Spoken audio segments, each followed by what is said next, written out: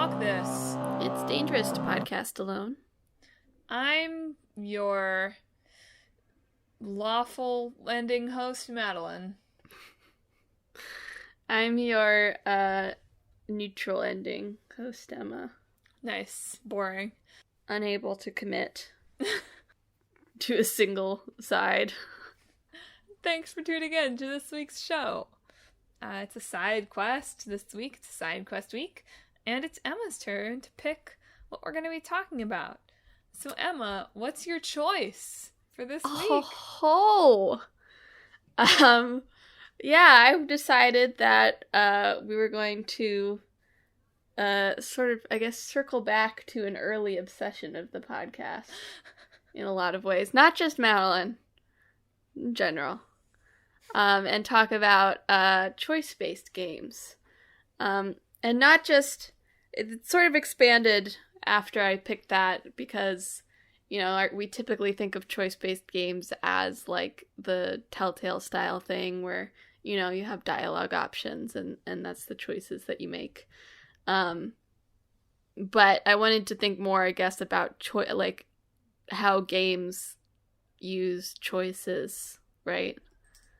And what it means to, like, you know, make choices in a game, I guess. Yeah, choice-based is definitely another one of those wide open, vapid video game genres where, you know, all video games are adventures, right? But we have adventure games. And in some ways, really the defining feature of something being a video game is that you have some element of choice in it. But of course, we've decided that choice-based games must be dialogue with light puzzle solving, with branching paths. Yeah. Yeah, generally, I think you can say in almost all video games, you have some amount of choice over the pacing, at the very least. We're not going to go that broad.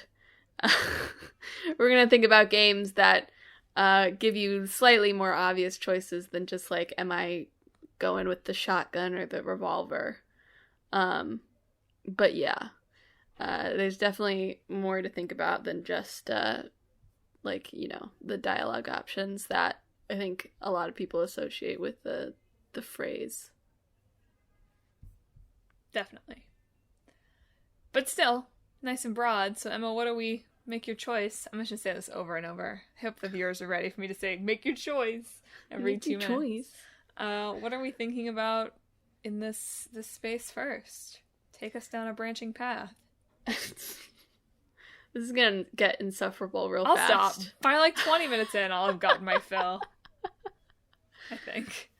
I mean, I guess we should just talk about sort of the history of choice-based games, I guess. This is good. Beginning's a good place to start. I agree. I know you were looking into, like, text adventure games. Yeah, so. I did a bit of reading into this. I really assumed that the choose-your-own-adventure books would be the true beginnings of this. But the choose-your-own-adventure books are actually newer than some of the oldest text-based... It's tough to call them video games, right? They certainly don't look like video games you would think of, but the earliest text-based adventure games, interactive fictions. Computer games, there we might go. Say. There you go. So obviously, of course, all of this stuff comes out of the foundation and the long-running history of tabletop adventure games and role-playing games. And frankly, probably the long history of storytelling around the fire that we have been doing for years and years. So let's start by talking about Homer. Just kidding. Let's not go back quite that far. No, instead we'll just go back to 1975-ish. So the very first text adventure game was called Colossal Cave Adventure, which I think is a great title. When early games are usually like tennis, Pong.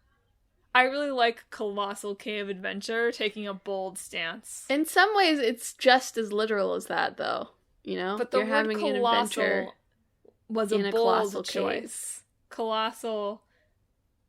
You're right. It could have just gone with Cave Adventure, but it decided to tack that Colossal on there. They just wanted you to know how big the cave is. If a game like this was released today, it would just be titled Cave, to be clear. Yeah. We have regressed in that regard. So bring back the slightly too big for their britches adjectives in your game naming, people. It's our first demand. The Colossal Cave Adventure, you are a character in a cave, a colossal cave, in fact, going on an adventure. And so you control that character through simple text commands, and you find treasure, and you get out of the cave, and you try to get as many points as possible for doing those things. And the game definitely has a sense of humor. It's not just like a totally robot game talking to you. It's really clear that the guys who developed it were inspired by their like D&D experiences, right? Basically, or not necessarily D&D, but their tabletop dungeon master kind of vibes. So developed by Will Crowther and then later Don Woods. And probably one of the most influential games of all time. Not that you'll ever hear about it. Some podcasts say The Last of Us invented storytelling, which would be just preposterous if you'd thought about the fact that there was a game called Colossal Cave Adventure in 1975 that was purely storytelling. It's like that meme with the dominoes. Like the first one is Colossal Cave Adventure, and the last one is horrible Twitter discourse about The Last of Us. The last one is her arms are too big. Yeah. This is what Colossal Cave Adventure has brought us to. I also love on Wikipedia, twisty little maze of passages redirects to Colossal Cave Adventure as a particularly iconic piece of that game, where there was a maze that you had to navigate through with 11 identical rooms, all of which would tell you were in a twisty little maze of passages. And you just, like, map it out. It's accurate. I also like twisty little maze of there's just some, like, nice, tasty language just all around this game. Colossal cave, twisty little maze. It's like, ooh, that's nice. Yeah. Good mouthfeel. If you're only working with text, it's gotta sound good. So Colossal Cave Adventure, hugely influential, right? Like, we can pretty much trace the adventure game genre, really, most genres of game, to Colossal Cave Adventure, at least a little bit. And then, there's a lot more of these text-based games that come out after that. Another particularly influential one is Zork, which comes out a couple years later, out of MIT, I think. That was funny too. There was a fun little anecdote about like the MIT guys, and they were like, yeah, for a couple weeks we were all playing Colossal Cave Adventure, and you just like walk in the hall and they'd be like, have you gotten past the tunnel with the snake yet? It's just like, I don't know why that's so amusing. But I like it. So in Zork, the big leap forward is that you can use prepositions in your commands. So the example I saw was, instead of saying something like just hit troll, which is kind of what the limits of Colossal Cave Adventure were, you could do hit troll with the elven sword. So think of all the pathways that could open up for the programmer. Yeah. And while obviously this came much later, Zork directly inspires the creation of Twine, which then becomes a very influential platform in its own right 30 years later. But yeah, Choose Your Own Adventure books first published, there's some version of it that's 1976, but the first one under that title, 1979. So Colossal Cave Adventure, actually definitely first. Probably inspired it, I don't think so. I don't think so. You never know. We'll have to look at all the titles of the Choose Your Own Adventure. Are there any about caves? Probably not. Yeah, probably not even one. That seems unlikely. I guess the 70s is still for me, a significant chunk time ago. But I did always associate those books with being a lot older than that. You know? if not necessarily the ones that we read, certainly thinking like, oh, the series has to be older than that. Yeah. Like, I didn't think I was reading books from the 1940s or anything, but... I mean, I don't know, like reprints of them, maybe. I guess so. Fair enough. But yeah, it did sort of take me by surprise of like, oh, those have not been around forever. It's like, why not? What a great idea. I guess printing used to be hard.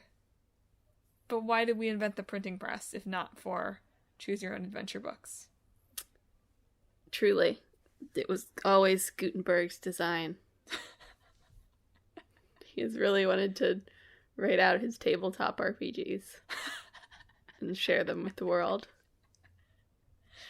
Gutenberg's good old-fashioned adventure game.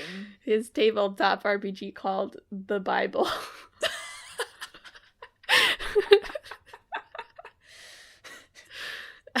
I'm sorry for the blasphemy there. The ultimate choose your own adventure. You know, he's got like a party, you know? Should get to kill Abel or let him live. Flip 2.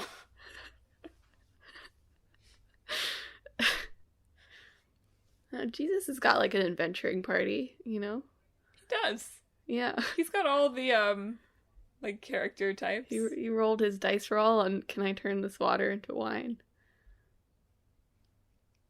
Full success. Double sixes. Perfect. I don't think that would be a six-sided die roll. That's gotta be a d20.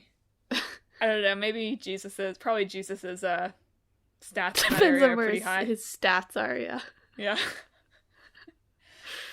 Okay, moving away from, Jesus character sheets, absolutely. Jesus. Moving away. One of the older genres in the, choice-based video game as well that we don't have as much over here in the West, I think, is although we certainly have games with elements of it, but putting that aside, lots of the games dating have their sim own mini version. Yes. Oh, sorry. The dating sim. I talked right over your big section. You're okay. Heather. You're fine. It's fine. The dating sim. Which is, you know, it's what it sounds like. You play as protagonist Kun or protagonist Chan, and you've got a whole bunch of cool, you know, ladies or lads to date. To woo. Yeah. So the whole concept of dating sims is like picking, you know, your best boy or best girl and attempting to win their heart over through, you know, various going on dates and dialogue options and giving them presents that they'll like and other stuff like that. The wrinkle of some dating sims is that you'll have like you'll want to pick the one character you want to pursue, but the other characters sometimes don't go away, right? So in like Tokimeki Memorial is probably one of the more influential dating sims, and in that one you have to manage your relationships with all the girls because if you ignore one for too long, they'll drop like a bomb on you, like they'll spread like a nasty rumor around not literally. the school. Good. Yeah. It's just visually represented on your creepy friends sheet of like what girls think of you as a bomb. And when the bomb detonates, it's like they've spread like, you know, you've got gross syphilis, body odor or something. Oh, that was much lighter. Yep. It damages your relationship with all the other girls, including the whatever one you're pursuing, which then makes the game harder from then on. So you have to like keep all of them happy, but keep the girl that you actually want to date the happiest. So in that way, in your choices, there's some element of like, okay, but like this deep sort of relationship management of trying to keep everybody chill with you. CAD simulator. Yeah. But you don't want anyone but the one you want to get too chummy with you either, because then you could accidentally end up with them at the end of the game. So a lot of dating sims are much more simple than that, in that you sort of it's either sometimes they'll have you choose a character you want to pursue at the start of the game, and that's just like the route that you go down. It feels in that way. It sort of feels those ones feel more like VN like to me because you choose your route at the start, and there's like multiple routes. Whereas like dating sims sort of feel like they have slightly more game elements sometimes where if you don't choose one at the beginning of the game, you have to prioritize the one that you are interested in, or else you end up with like the bad ending where you didn't raise your relationship enough with any of them to get a date by the end. The bad ending where you self-actualize on your own, yes. Yes. I believe there's like a special ending in Tokimeki Memorial if you just choose to sleep through the entirety of the game. Because you can choose like little hobbies that you do to raise your stats in different areas. There's some element of tabletop RPG in here too. Because you have like stats in different areas, and that will influence which girls that you meet. And what if they like you, basically. But you can also choose to sleep to get like your stamina back up. So that you can do more activities to raise those stats. But you can also just always sleep. Yeah. Which sounds like an extremely stimulating playthrough. Directly inspires the creation of Depression Quest. No, I'm just kidding.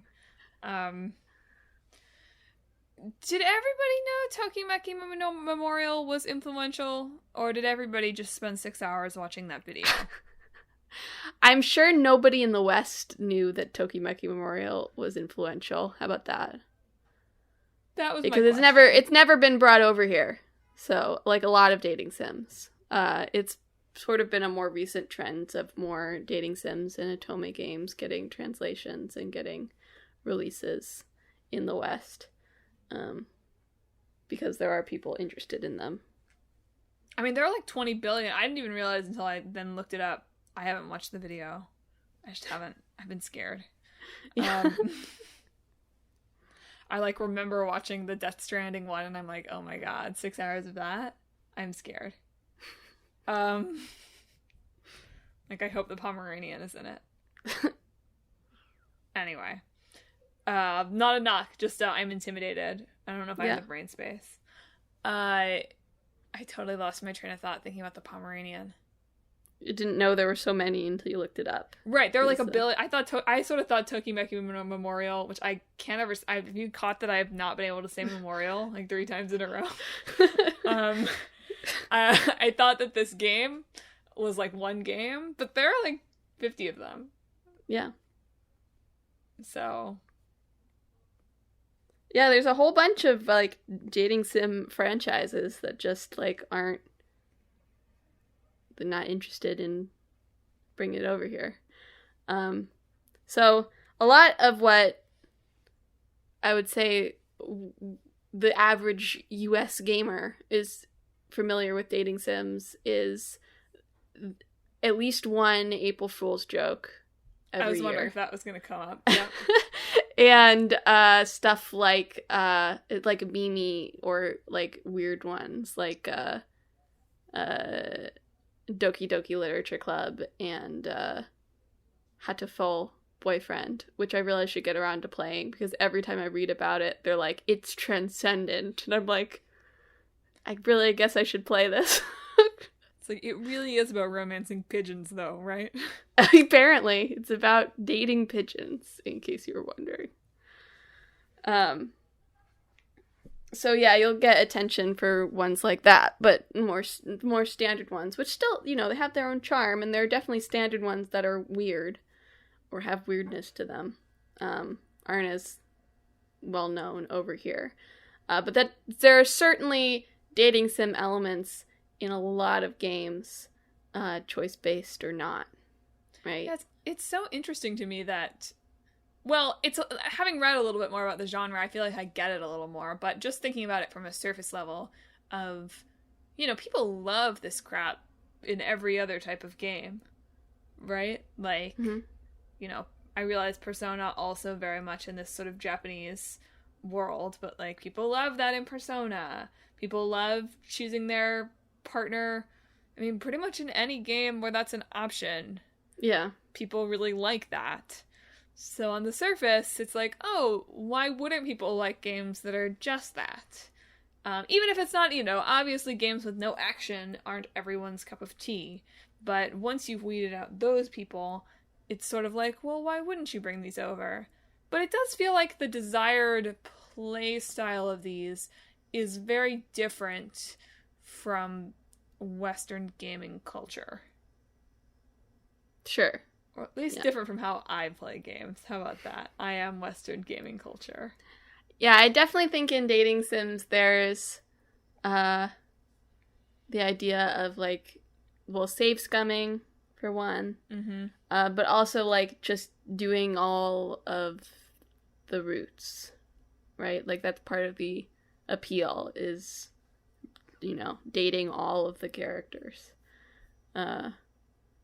Which is a whole lot of replays of a game. Usually there's not just 2 or 3 dating options. There's like 10. And to be fair, we talked about this is not a dating sim, but in our episode on 999, which, by the way, Click Like Boyfriend just listened to, and he was telling me about our idea for a game that is about a shark and a boy that are siblings. Because they have a half shark, half person mom. Oh, I think I remember that now. He was like, usually you guys, like, the games are okay, but in this one you were recording together and just you were feeding off each other's energy and it got really unhinged.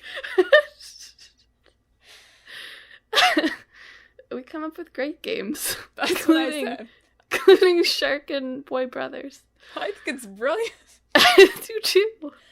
Anyway, so in that episode we also talked about 999, which is another, like, it's definitely a prototypical example of these kinds of, it's not a dating sim, but of these kinds of visual novel type games.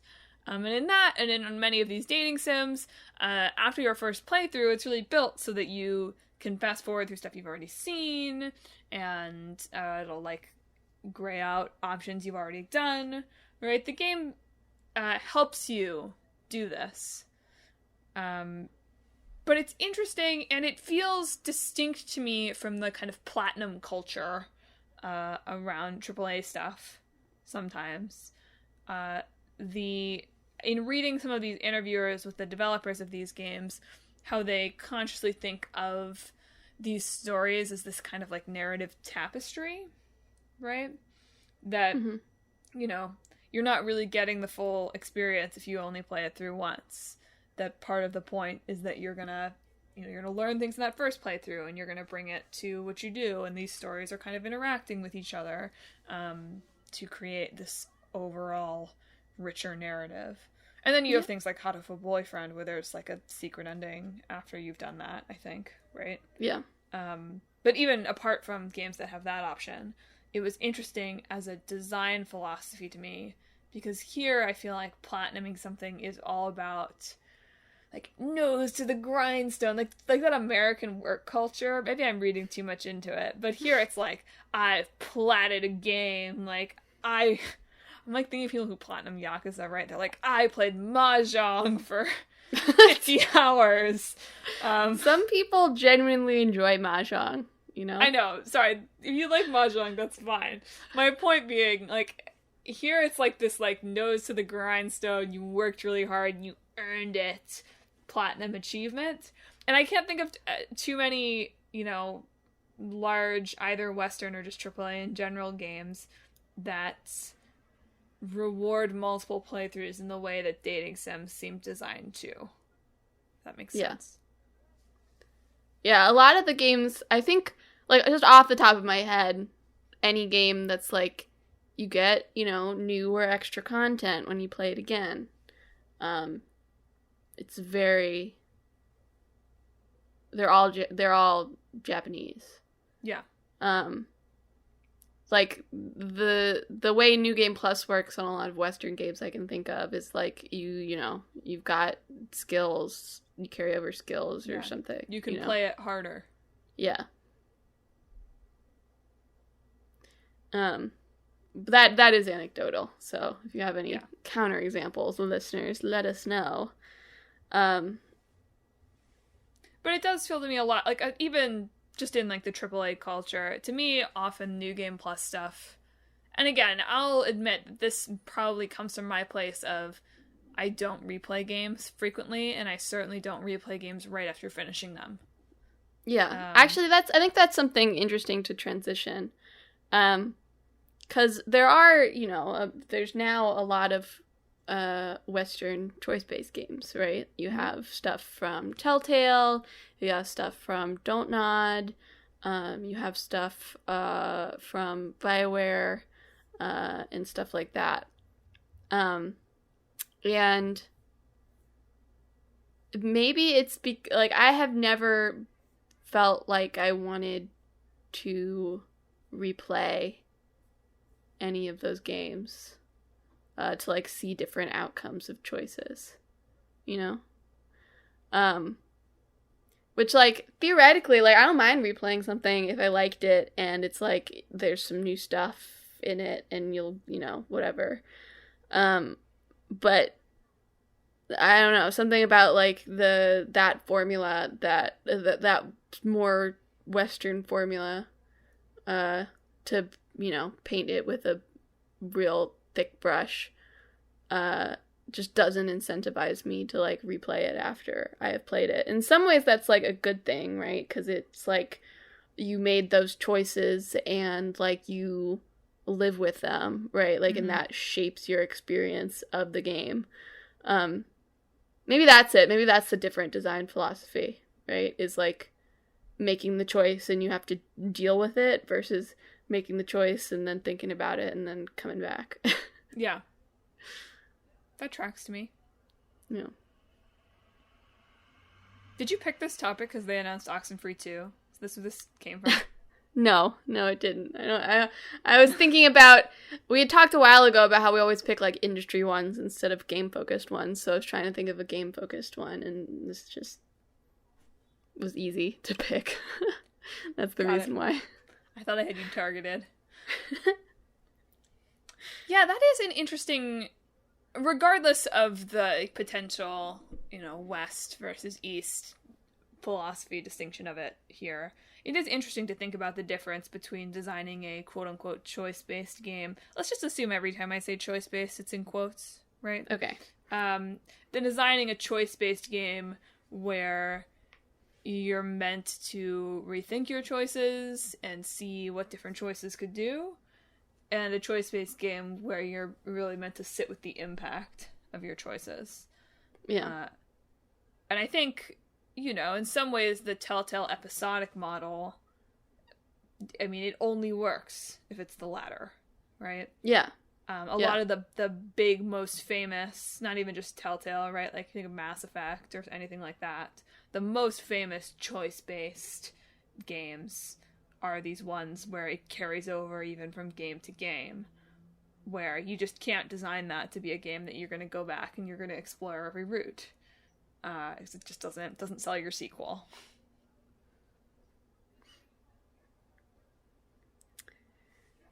I was also going to say, I feel like this isn't entirely true because it's not true about, like, Mass Effect and, I think BioWare games in general.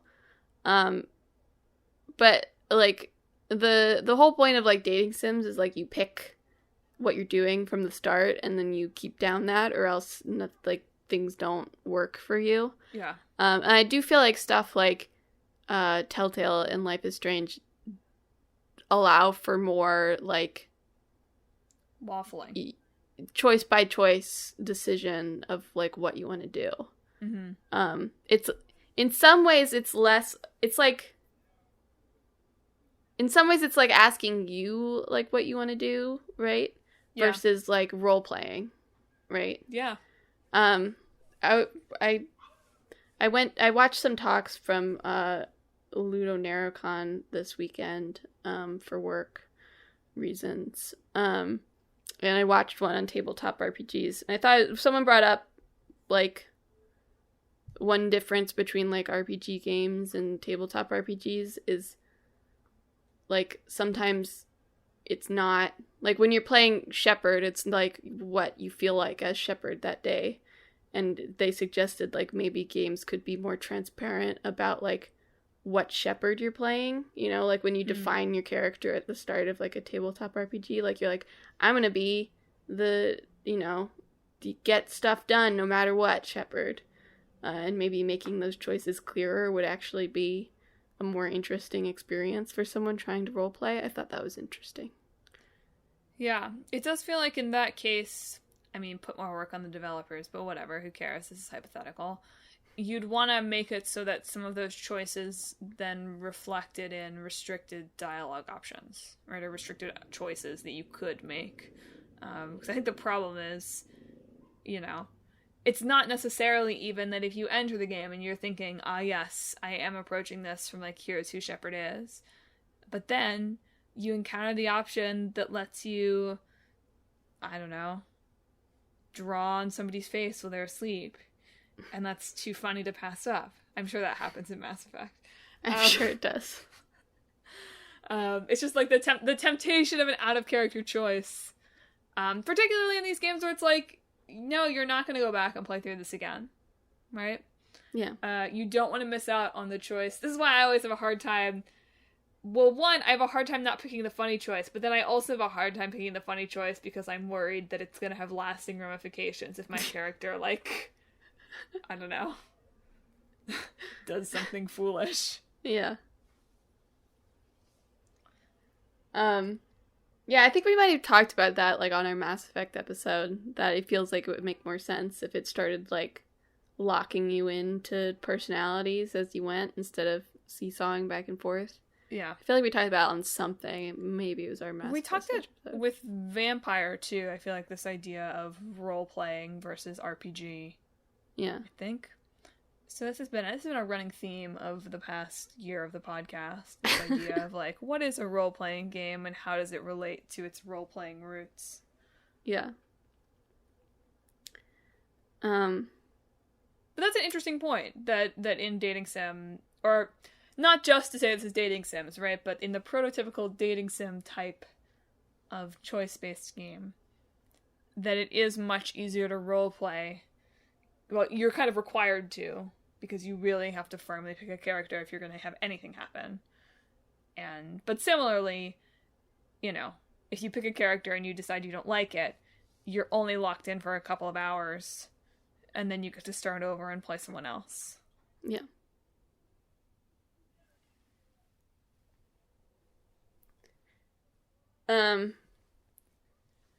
I'm still pretty firm in my belief that, like, a choice doesn't have to, like, strongly affect the story's conclusion to matter, right? I think we've talked about that on early episodes of the podcast.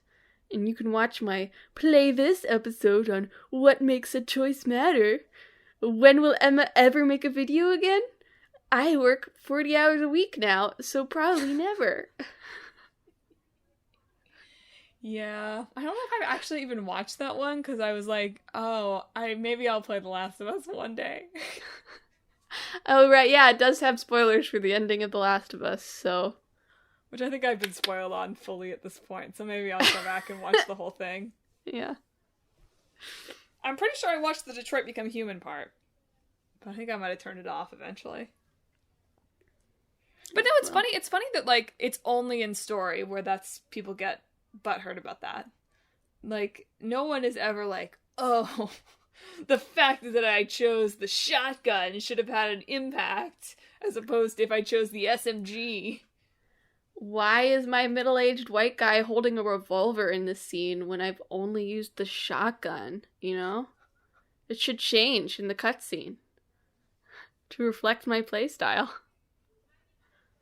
I don't think we talked about this last week, but in the final scenes of Hitman 3, they apparently restrict the outfits that you can wear, because they were like, we don't want him going to this, like, emotional dance moment in, like, the flamingo suit from Miami and Hitman 2. Yeah. Too much player agency there. I do wish they had, like, you know, like, the first time you can only wear so many Yeah. costumes, but everything after that, you can wear the flamingo suit if you want. I feel like that is a good middle ground, but maybe that would be complicated to figure out. They care about Agent 47 too much, Emma. They can't let him do that. Let Agent 47 wear the flamingo outfit. It's his true calling. Stop it. His true calling is to drop his gun at random and get caught by guards. That's how I play Agent 47. It's my choice.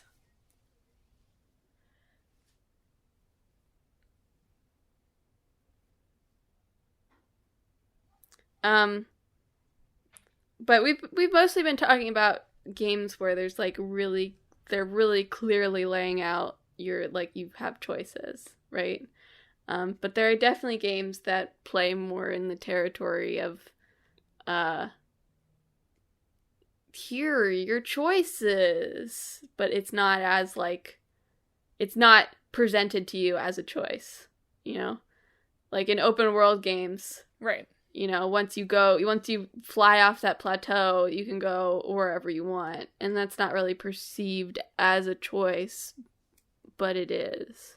Yeah, it's interesting to think about other genres of game where choice is a really fundamental part of your experience. It's just not, you're literally choosing dialogue options. And I think open world games are a really great and big example of that. Yeah, and that's generally why I'm not good at playing open world games, I think, is because I like structure. And I'm bad at creating it for myself. But see, here's the thing. You in our notes document posted this thing, it talked about, this article that talked about The Witcher 3 and Skyrim. I have very limited experience with The Witcher 3, although noted open world aficionado, Clickbait Boyfriend, started it and really didn't like it very much. So he probably needed to get further into it if he was gonna get the glory of The Witcher 3, but whatever. But I've been sticking with Skyrim this time. And, well, I totally bounced off of it when I started it. Whenever I started it. I mean, I bought that disc when I still only had a PS3, so it must have been, like, at least 2.5, maybe 3 years ago that I started it for the first time. And I really bounced off of it because I felt like that. I was like, there's too many things to do. And I hadn't learned enough about how I need to play open world games yet to figure out, like, my problem was I just ran off and I was like, forget the main quest. I'm gonna do whatever I want because it's an open world game. And this was my problem with Breath of the Wild, too. I was like, I'm gonna do whatever I want. The world's my oyster. And that was bad. I needed to do a little bit of the main story to level up some. And then, by that point, my quest log is out of control with quests that I can label on the map and fast travel to and check off the list. And if you've read my latest standalone blog from January on the Talk This blog about games as checklists, let me tell you, folks, Skyrim really checking that box for me. Mm-hmm. I'm a simple woman. I put a thing on the list. I check it off. I can't do that. It's very hard for me when there's, like, a huge list of stuff to do. Like, looking at, like, pictures of maps from, like, open world games gives me anxiety because there's so many icons on them. But it's nice. You, like, check them off. Eventually they're cleared. But no, that's my problem. That's why Breath of the Wild doesn't work for me, because there's no list. That's so... I hate saying that about myself, because I feel like it's just a big self-roast. Is there no, like... Maybe you can't track your side quests in that? I don't really remember. I don't remember there being a robust side quest tracking. Because, man, I tried to play Breath of the Wild for, like, 20 hours. Like, I gave Breath of the Wild a chance. And maybe one of these days I should give it another chance.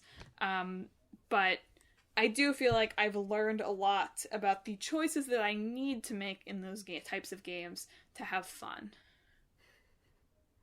Yeah. I think maybe there's definitely a lot less map interaction on Breath of the Wild. Like, you have to set your waypoints for yourself. That's bad for me. But I don't remember. I don't remember if there's, like, not a side quest list or not. That's actually kind of along these lines of choice, I think the reason that Breath of the Wild, that you and Josh would roast me when you were watching me play, is I was very much like, oh, look at this cool area. I have to go see that, even when I was on the way to go do something else.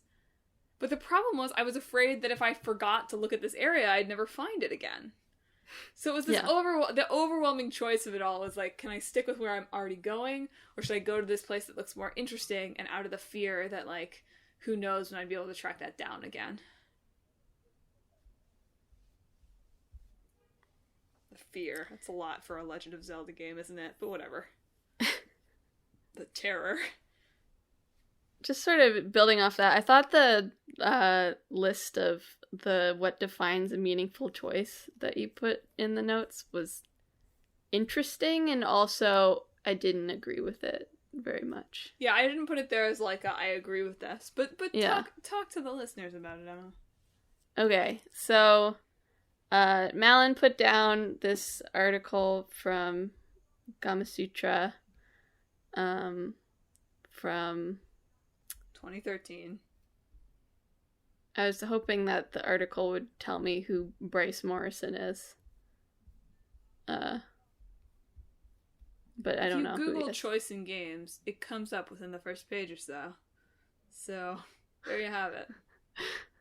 But it's a meaningful choice in games, and there's a couple of guidance points for what makes a choice meaningful. The first one is awareness. The player must be somewhat aware that they are making a choice.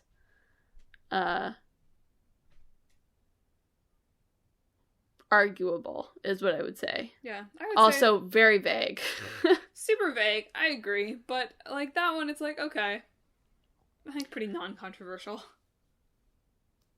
Gameplay consequences. The choice must have consequences that are both gameplay and aesthetically oriented. And I'm assuming aesthetically means, like, you can story. See it. Yeah. Or visually or something. Again, feels arguable. The fact that it has to be both makes it a little bit like, why does it have to be both? The third one is reminders. The player must be reminded of the choice after they made it. Fine. I feel fine with that. And permanence. The player cannot go back and undo their choice after exploring the consequences, which goes back to the design distinction we were talking about, in that's a very, like, BioWare way of thinking about it, I think. No, I think overall, it's just a matter of how you're defining. I mean, duh. Okay, whatever. I'll duh myself right away. But it's a matter of how you're defining what makes a choice meaningful, right? Like, I think all of this is pretty valid if you're coming at this from the perspective of the choice has to have, like, a real impact on the game for it to matter. Yeah. However, I think there are plenty of definitions of meaningful that can have impacts in other ways, namely on the player, that don't necessarily need to play out in all of these game ways.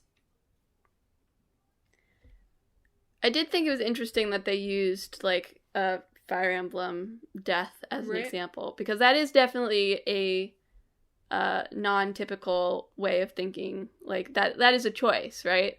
Like, God knows, Fire Emblem 7 and 8, I reset those games so many times. Over and over again. That one map in Sacred Stones where Innes and his crew are at the bottom of the map. And you have to also recruit Marissa on the other side of the map. There's, like, archers, too, right? Like, you need to get there with a Pegasus Knight, but there are archers everywhere. That one map I have memorized because I played it so many times as a child. Just to make sure nobody died. And that was, like, a choice I made, right? I could have lived if one of Innes' crew had died, or if I hadn't recruited Marissa, or any of these things, right? But I chose not to do that because I didn't want to go forward with that. It's also interesting to look at, like, Three Houses, which has, like, Fire Emblem always had dating sim elements, but Three Houses was right into the dating sim sphere, you know? Yeah. You even make a choice at the beginning of who are you going to pursue, you know? Yeah. Yep. It's so very dating sim. Which again, that's what made it successful, is what's interesting, right? We talked about how dating sims don't really come over here, but when they released Awakening with its really robust support system, suddenly everybody loved it again. You know? Definitely. Yeah, Fire Emblem is it's really just a dating sim with some strategy elements, right? I mean, the save scumming is the thing, right? In some cases, leveling up your abilities just a little in certain ways, especially in Three Houses. Yeah. There's a lot. It's really a hidden dating sim. Yeah. I mean, I think, especially Three Houses. Right. Three Houses such a dating sim. Is a dating sim. Yeah. The other ones, maybe less so, but it's still there. Yeah. It's a fascinating, it's really interesting, the route that they've taken since I started playing them. And what has made them become mainstream in a lot of ways. Well, it's hard to track, right? You wonder how well a slightly more traditional Fire Emblem game would have done as a Switch release. True. That's true. We'll never know, basically, is the gist of it. But it would be interesting to try to figure out how much of that smash success of Three Houses is because of the changes they made, and how much is it because, this is perhaps one of the most accessible Fire Emblem games to be released ever. I am waiting for the Ike remasters, so use that. What's that Stimmy for, except to buy those $200 games? I would also have to buy a Wii. The Wii is probably cheap. Bet you can get a Wii for $50. I also made the choice in Three Houses of literally no one can die except for the people that I have no choice about. So that's how I played. Yeah, I lost one, but I hadn't leveled up my armor enough. Ferdinand. He is Ferdinand von Ayer. I tried really hard, but I didn't get there. Should have used the strategy guide for the dating sim, but oh well. Oh well. Overall, I do want to state for the record, I'm pretty sure in the early days of Talk This that I was a vocal proponent of the choice has to matter, right? Yeah. Shaped by the only contemporary game I had played in many a year being Tales from the Borderlands, where, look, I'll say it, I do feel like in the Telltale games there should have been room for at least a few more endings, right? I'll put that out there. Given that the Telltale games are much more, you think about the dating sim idea, there are real different endings in a dating sim. And well, obviously I know Telltale was stretched way too thin for that to have been a realistic thing, and they were only working with licensed properties, so they want the opportunity for a sequel, and probably they were limited in what they could do. I do feel like sometimes those games, at least in the way they were marketed, weren't fair. Weren't honest. Yeah, that's fair. I really liked Tales from the Borderlands. One of the biggest things that sticks with me is the fact that I really threw it all in with Handsome Jack, and he screwed me over just the same as if I hadn't bothered with any of that at all. He is an existing character. Look, probably if I'm more familiar with Handsome Jack, I should have known that would happen, but it didn't feel emotionally resonant. It just felt like I feel like I've been gypped. That's fair. They probably still could have done it that. I just think if they'd handled it differently, there could have been a way that I just needed them to acknowledge the fact that I had put all of this effort into it in some way. Even if the ending ultimately turned out the same, that's fine. I just felt like it didn't take into account my steps on the way there. It's a nice little throwback to 2017 for those of you who were not listening to us then. Here it is. This is what the show was like. Jokes were just as bad. Yeah. Tales from the Borderlands episode 5 was in particular thrown together with shoestrings. So there's also that. Look, I can forgive them.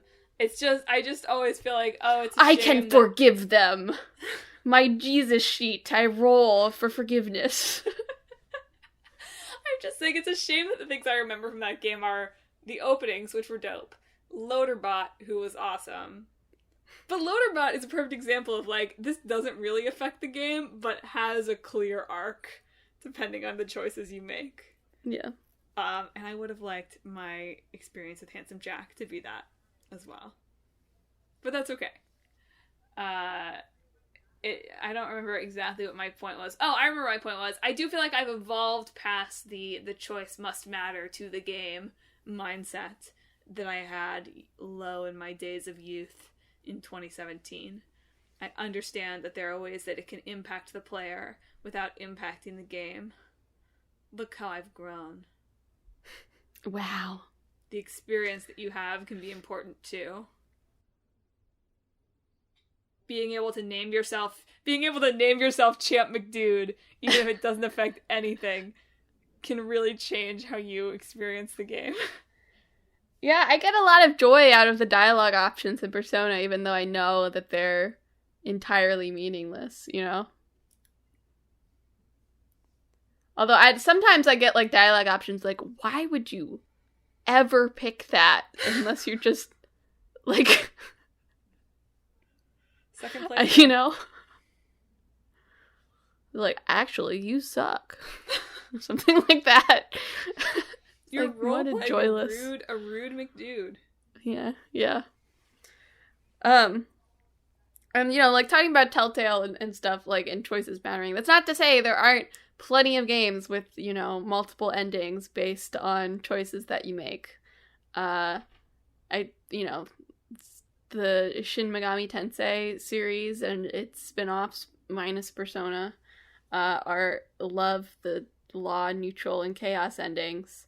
I looked at Tactics Ogre is apparently pretty infamous for its extremely choice-mattering dialogue choices. Where, like, if you say something wrong, like, you get somebody murdered. And stuff to that level. It also has a law, neutral, and chaos endings. What I learned from this is there sure are a lot of games that love law, neutral, and chaos endings. It's like it's a fancier way to, like, I mean, they don't mean exactly the same thing as good, neutral, and evil, right? Especially because, you know, if some games get really complicated with it, you can have, like, good law ending, bad law ending, you know? Yeah. The full 9 D&D quadrants. Yeah. Non-drants. But it's a fancier way of saying, like, just like Paragon and Renegade. And oh boy, did the Mass Effect ending spiel really launch our entitled fan culture, didn't it? Sure did. Choice-based games have a lot to answer for, don't they? Yeah, they do. BioWare, it's your fault. No, it's not. They really probably shouldn't have caved, is probably what the fault is, but yeah. But in the end, they were inspired by Colossal Cave Adventure, and they didn't have a choice. Yep. They had to cave. Exactly.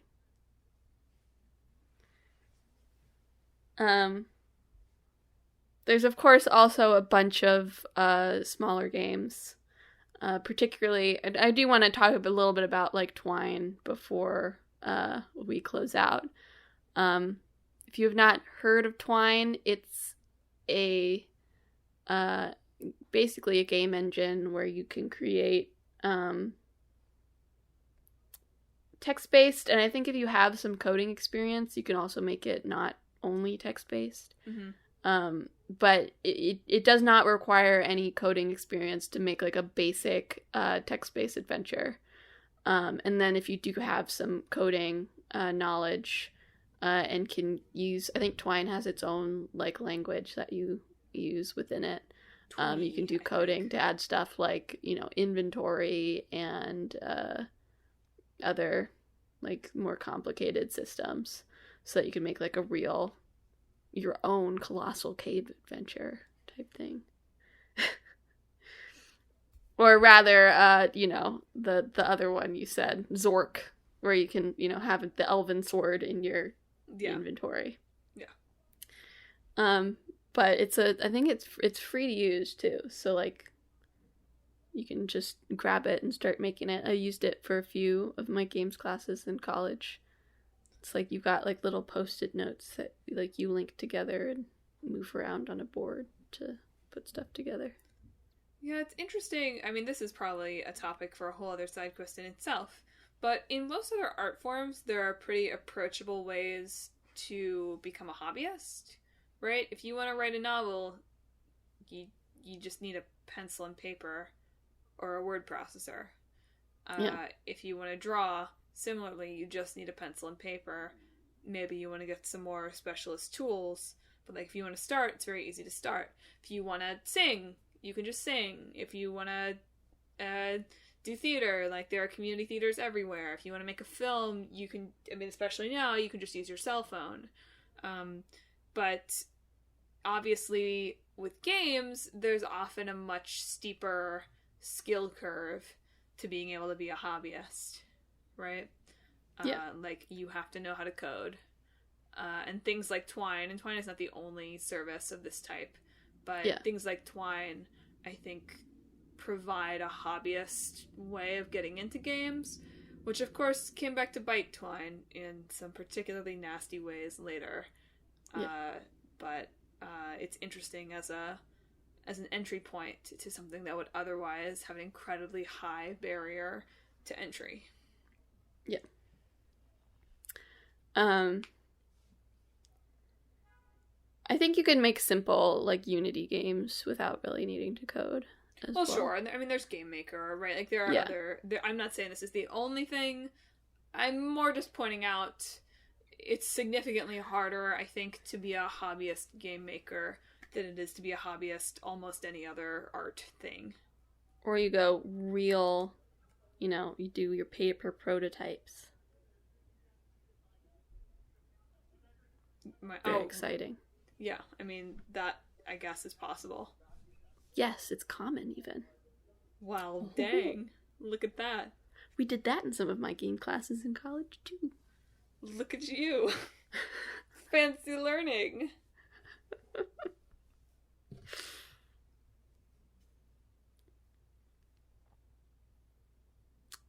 Yeah. But yeah, I mean, I won't dip my toes too much into this, but obviously Twine became quite famous as like the home of all the kind of quote-unquote empathy games and like Depression Quest and those kinds of things that then drew the ire of capital G gamers everywhere and gave us all sorts of lovely cultural horror that we will never get away from. All because some people wanted to make some text-based adventure games. Yeah. Yeah. Talk about narrative consequences, am I right? Hey! So yeah, that's what we got on choice-based games. So, listeners, have you played a favorite game that lets you make choices? Or, maybe more interesting, are there favorite choices that you've made in a game?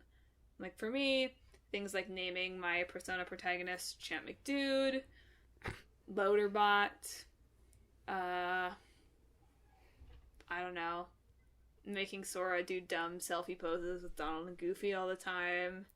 Like, you know, there's all sorts of, like, things you could point to that, like, I'm glad I chose to play that way. So do you have any of those?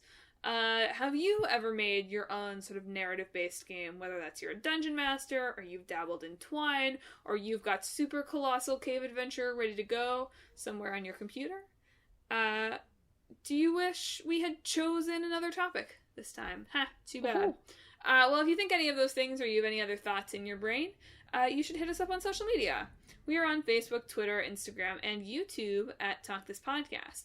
YouTube especially interesting this week because you should go and watch Emma's Play This video, which is very relevant to this week's topic, which is titled, if the page will load, What Makes a Choice Matter? Play This number 5.